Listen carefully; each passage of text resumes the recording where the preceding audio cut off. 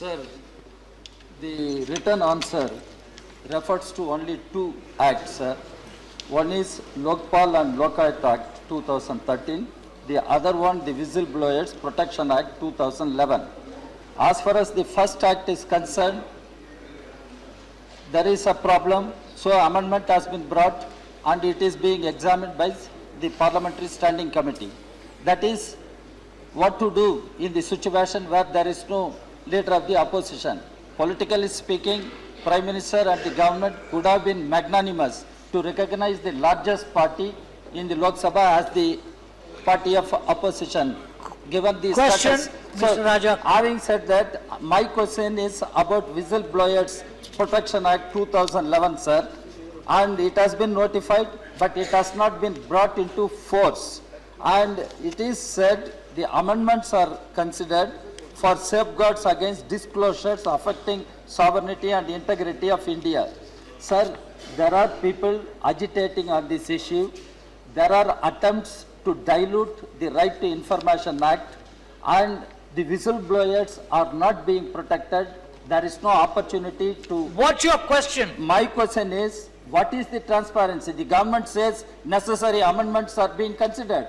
What are the amendments? Have you put those amendments in public domain? Have you asked for the people's response? Thank you. What is the time frame for this act to Thank brought you. into force? Now you've asked many questions. Let one be The answered. honourable member has asked valuable questions, and if I would just take half a minute to answer each one of them.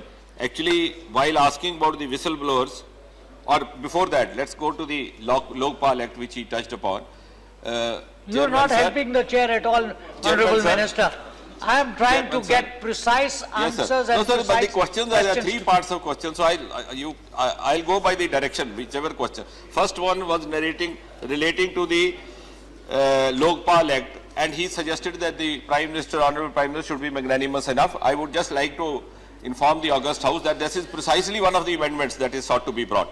Having said that, about the second part, Whistleblower Act, he's asked two questions in that one question. One is about the amendments, of course, which is also answered about the national security, sovereignty, integrity of the country. The second part, the protection of the whistleblower.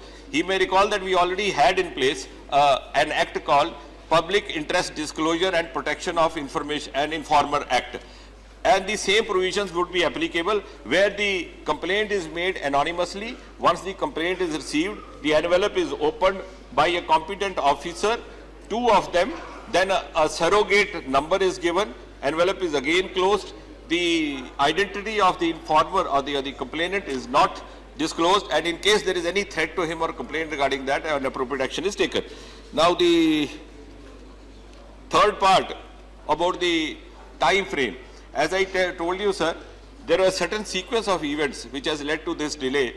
In fact, soon after the government took over, on urgency we had to bring in an amendment to the Delhi Police Act because the CBI director was about to retire, and there also the same problem came up of having a leader of opposition which was not there in Please the Lok Sabha. indicate a time frame if you are in a position to do so. And that will satisfy the requirement. At the earlier, sir, I can give you the dates of the meetings that we have. The last meeting we have on the 15th, because we have to take the law department into cognizance. Mr. Raja, please.